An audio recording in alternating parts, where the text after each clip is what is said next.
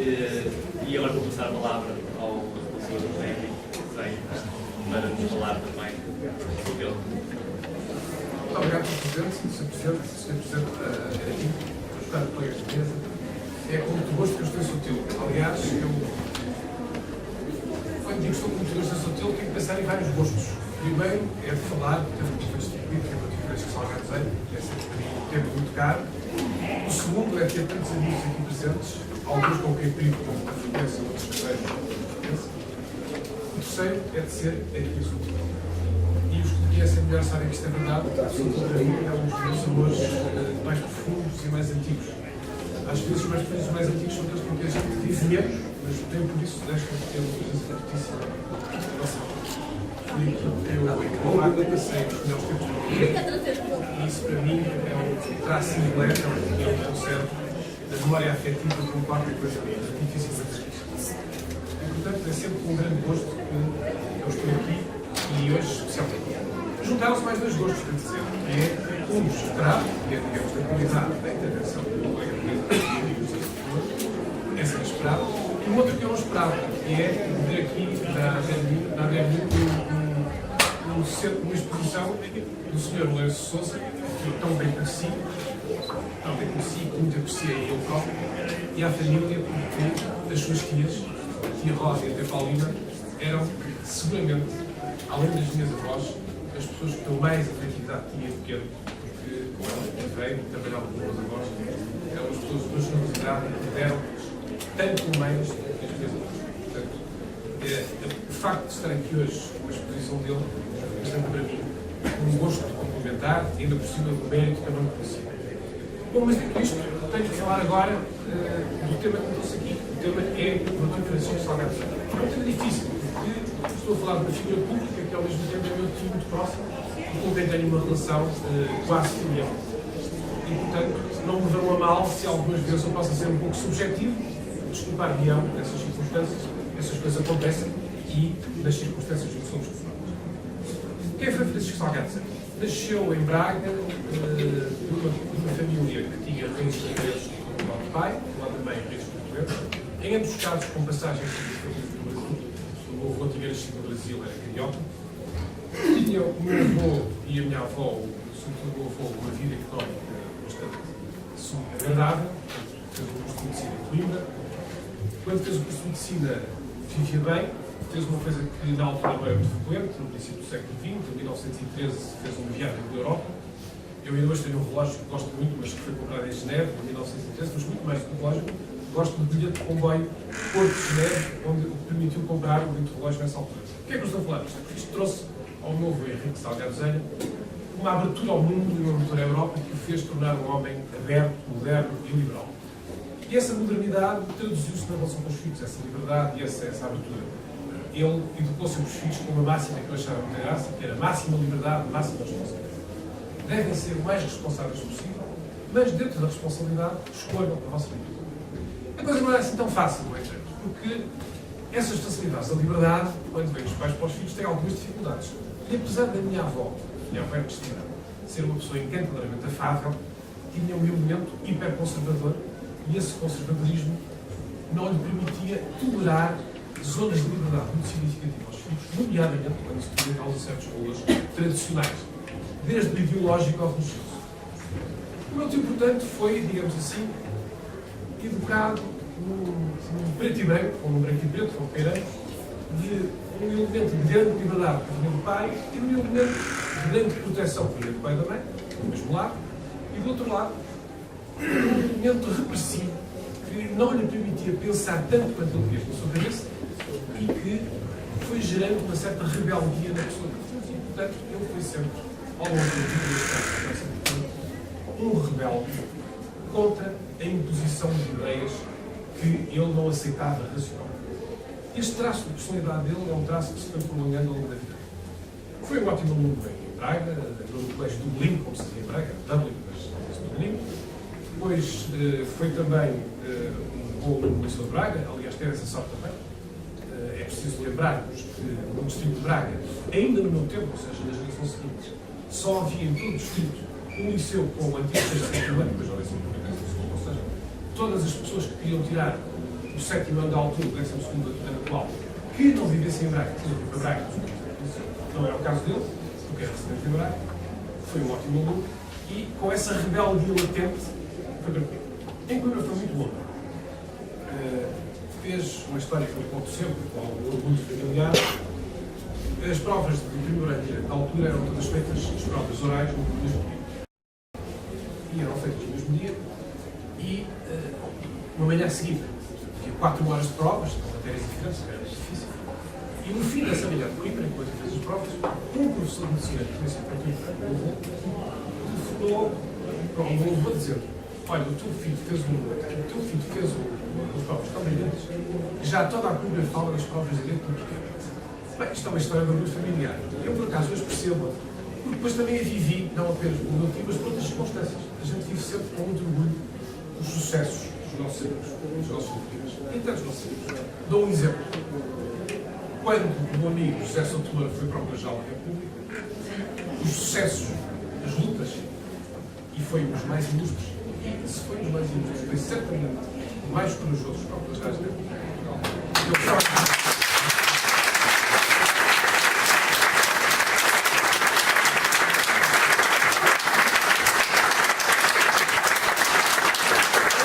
A dívida que eu tenho a seu tempo é poder dizer publicamente, coisa que não tive a oportunidade, quanto estou grato à coragem política que passou a ter no exercício das suas funções e, portanto, esse tipo de prazeres são coisas que, de facto, marcam as famílias e marcam os amigos.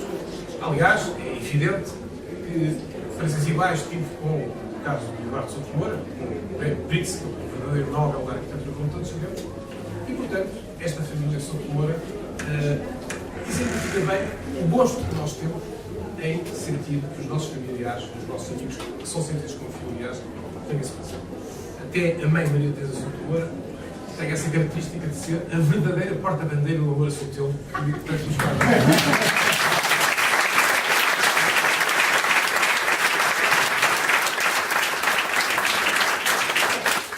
Descendo a Francisco Salgado, o que é que aconteceu em Coimbra? Em Coimbra, ele, de facto, foi um ótimo aluno, mas Coimbra, da altura, era uma Coimbra muito conservadora.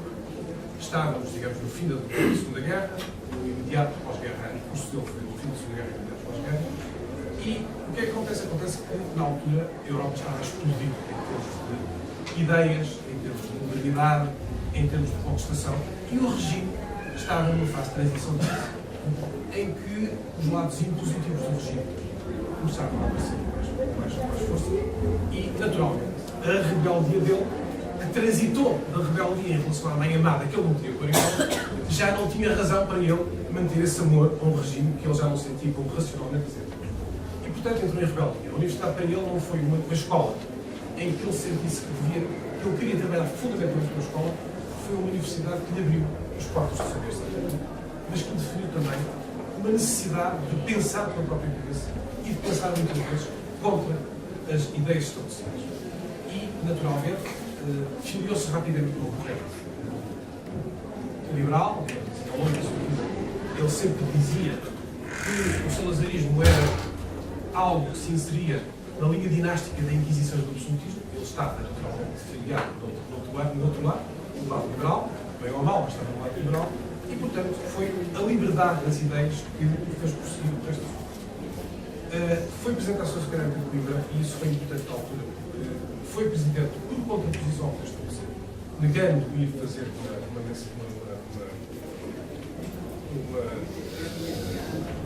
uma manifestação organizada pelo regime, e, portanto, isso na altura deu uma grande luta académica, ele teve uma adesão enorme do institucional de toda a universidade, e foi, posso dizer, se pode dizer, o primeiro grande líder académico da história moderna. Ele foi preso pela primeira vez, foi essa a primeira de 6 prisões. E teve também consequências práticas que nós hoje não percebemos muito bem. Por exemplo, ele só conseguiu tirar a carta quando já era largamente trintão, porque essas penas de prisão não permitiam, tiravam também, não, digamos, permitiam que as pessoas mantivessem os seus direitos civis. E a perda de direitos civis representava não poder tirar a carta. Portanto, só aos 30 e tal anos é que não tinha.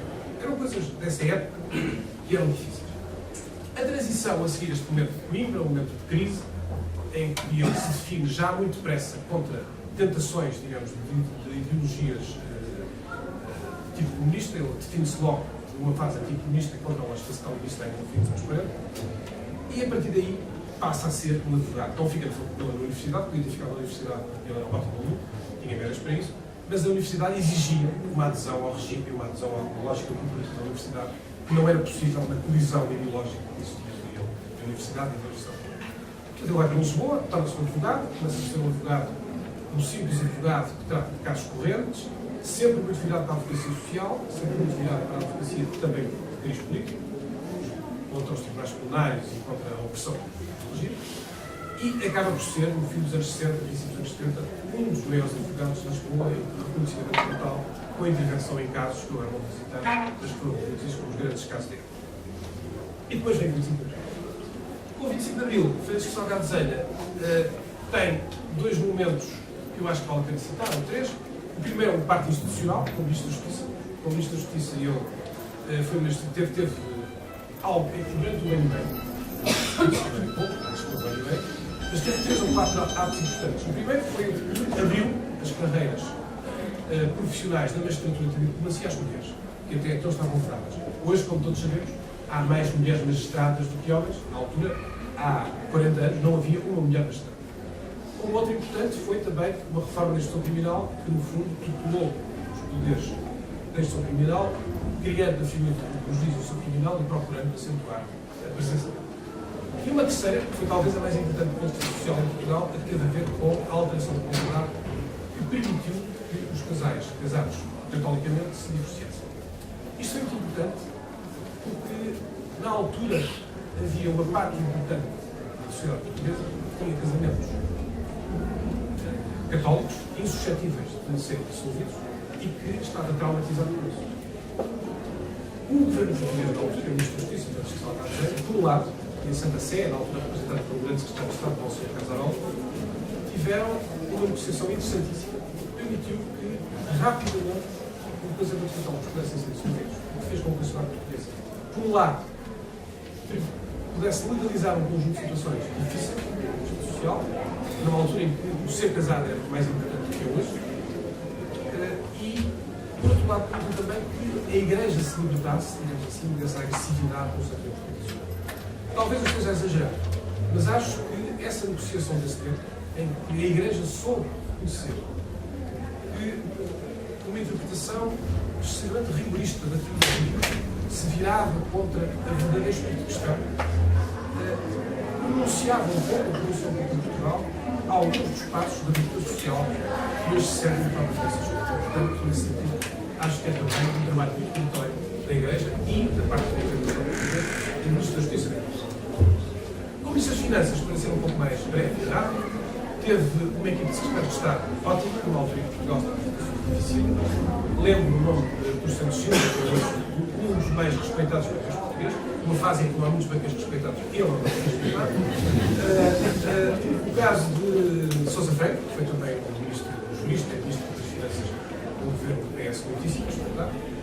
E tem mais a Vítor Constâncio, que pode gostar mais ou menos dele, mas tem uma carreira muito longa da presença e é hoje vice-governador do Banco Central.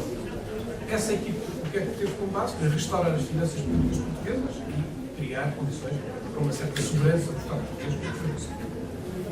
No pós-25 de Abril imediato, e é o segundo plano que eu acho tão ou mais importante que este, houve, porém, um problema mais fundo, que era a da luta, que então era fortíssima, protagonizado fundamentalmente pelo Partido Comunista do lado e o Partido Socialista do outro, entre dois modelos de políticos de Portugal. O modelo da democracia popular, que o Partido Comunista queria, tomando poder, digamos, de uma forma orgânica e sem eleições livres, e a democracia europeia, como se fosse nessa fase, Francisco Salgado Desenha teve um papel muito importante.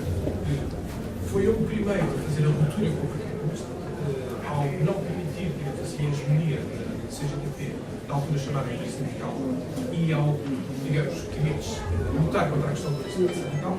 E teve também uma grande importância, porque, embora ele não gostasse nada de Vasconcelos, assim, esse tribunal do governo liderado por Vasconcelos, ele manteve-se sempre em luta dentro do governo, de forma a que ele, eu acho que talvez, disse meu, foi um dos pontos que mais quis manter-se dentro do governo, exatamente para não permitir ao Partido Comunista a hegemonia total dentro do sistema. situação em que essa luta, como verificado, tem esta particularidade curiosa. Definiu-se por oposição ao regime anterior, ao 25 de Abril, e logo a seguir definiu-se por oposição ao regime tendencialmente dominante do bloco.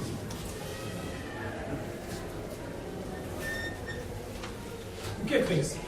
O que vem a seguir é uma história complicada e que ainda hoje é sensível a falar, que é a história do que foi o Partido Socialista no pós-25.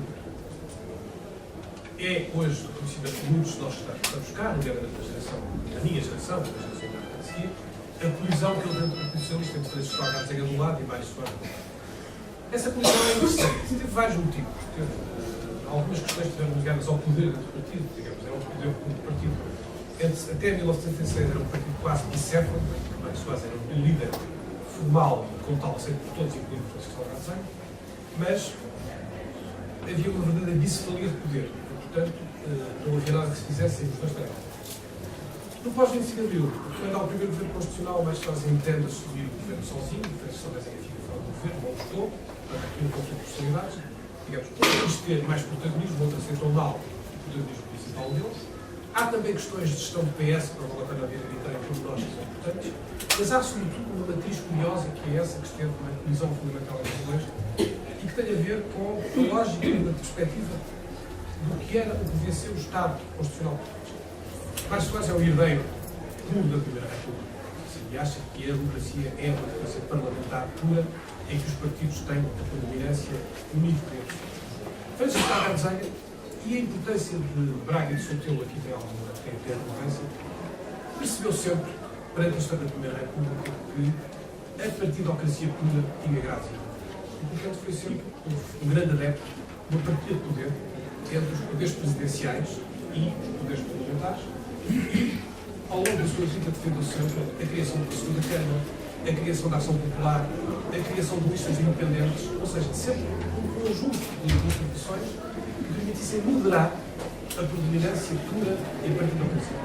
Essa gênese, isto passou-se em 1981, Mário Soares quis reduzir os poderes presidenciais, Francisco Algarve não aceitou, apoiando sempre os General Ramalhianos nessa lógica de manter alguns poderes presidenciais, e essa colisão veio depois de generar as presidenciais de 86, que os dois tiveram em luta e foram ganhos por Mário Soares. E, portanto, esta é a história fundamental de Francisco Algarve, que depois, até ao fim da vida, teve uma grande política cívica, nomeadamente em casos concretos, já da vida corrente, mas que se afastou por ser da vida. E agora, para acabar, restam duas questões que eu gostava de nos pôr a nós próprios e a mim, para os próximos. Porque homenageamos, porque podemos então homenagear Francisco Algarve e porque é que faz sentido homenageá-lo aqui em Soutelo? Procurarei responder sucessivamente às duas. A primeira tem a ver porque homenagear Francisco Algarve, aquilo que eu disse pode permitir entender bom, que ele foi realmente um bom estudante, foi um grande líder universitário, o primeiro grande líder universitário com uma definição política de oposição, depois veio a ter vários ao longo da história, foi um grande advogado, um advogado em casos notáveis, foi um ministro da Justiça com um papel importante, foi um ministro das Finanças que nas circunstâncias teve um papel importante, e foi um político que lutou pelas suas ideias contra todos, quando era preciso.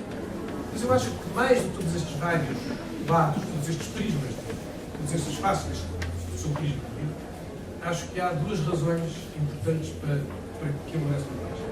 A primeira é que toda a sua vida foi pautada por uma dimensão ética e repreensível. Portanto, ele fez sempre, da sua perspectiva ética e em todos os momentos da sua vida, qualquer coisa que era uma matriz fundamental. Coisa que, infelizmente, não é assim tão frequente. A segunda razão é porque ele foi um homem que prezou acima de tudo a liberdade. A sua liberdade, a liberdade de dizer o que pensar por si e a liberdade dos outros. A liberdade também de defender aqueles que tinham mais dificuldades e aqueles que eram os menos protegidos. Fê-lo em vários planos, desde o social até ao pessoal, desde a advocacia até à política, e também essa razão de ele aderir a um partido com uma dimensão social que era e, portanto, eu acho que essas são as razões fundamentais para nós o homenagearmos. A dele querer, acima de tudo, ser um homem sério e livre. Sério e livre. E porquê homenageá-lo em Sotilho? Sobretudo quando há pessoas que estão em luxo por homenagear, como já vimos. Agora acho que mais um.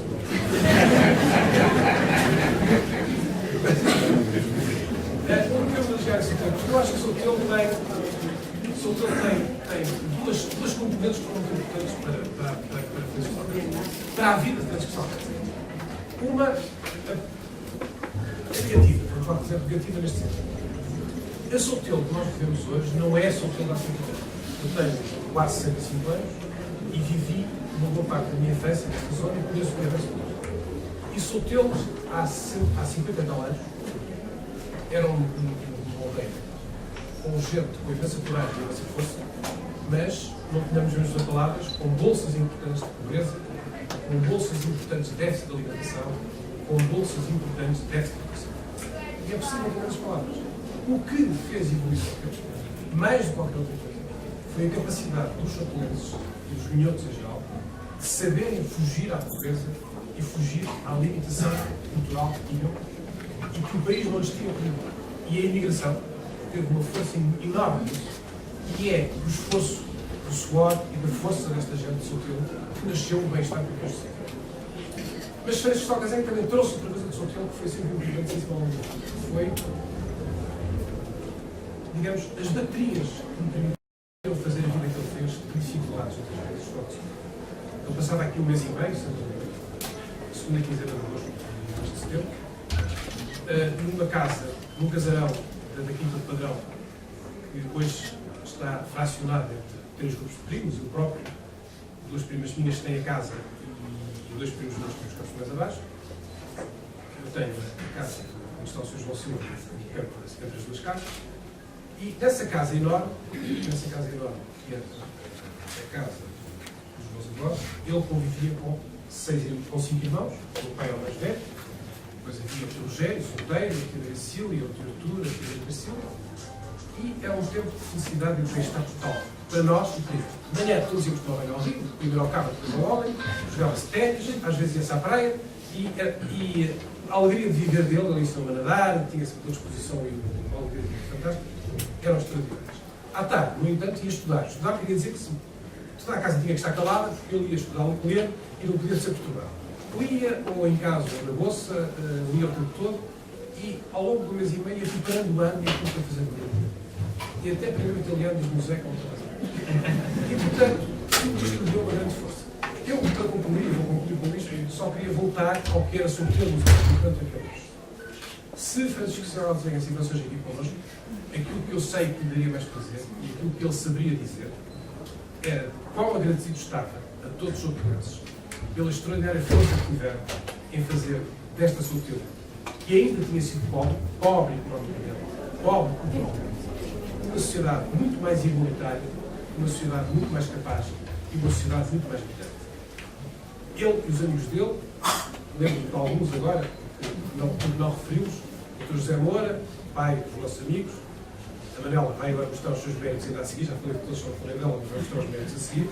O Dr. Eduardo Moura, pai do Eduardo também aqui, o engenheiro João Castelo Branco, o João Manuel Costa Pereira, o Dr. Henrique Santos e os verdadeiramente sotilenses, o Sr. Sarantes e o Sr. Lourenço Sousa, que já falei, e o António Poças, também e o Zé, que há bocado estivemos a falar, mas foi muito bem lembrado neste momento. Toda esta gente me deu este saber viver que vem do Norte e esta capacidade que eu acho fundamental e que temperou a sua rebeldia, que é uma sensatez e um saber viver que é tão próprio dos outros. Muito obrigado a todos e muito obrigado por terem vindo.